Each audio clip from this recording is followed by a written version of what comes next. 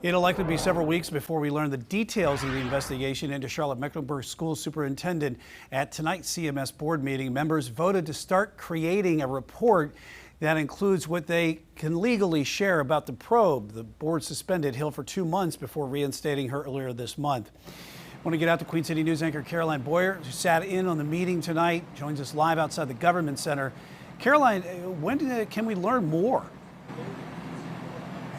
Brian, that report is supposed to be done by the end of September. While all the board members want to be transparent and release the information they legally can, not all of them were wanting to back this motion, with one of the board members even calling it performative.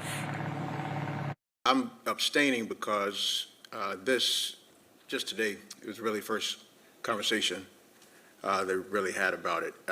And I really want to fully understand kind of the what all is involved in this. No matter how it looks, I am willing to show what we've done, how we've done it to the best of our ability.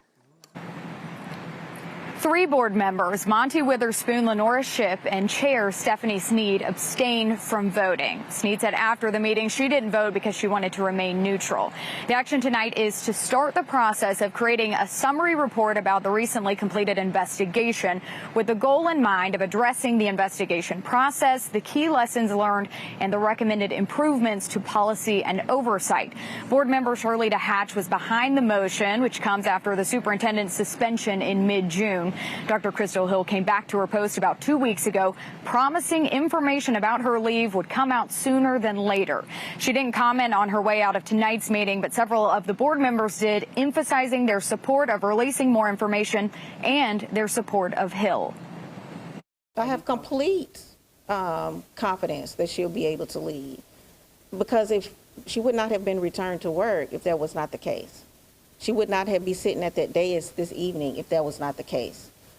We believe that we made the best decision to move this district forward, and that includes Dr. Hill returning to her duties as superintendent.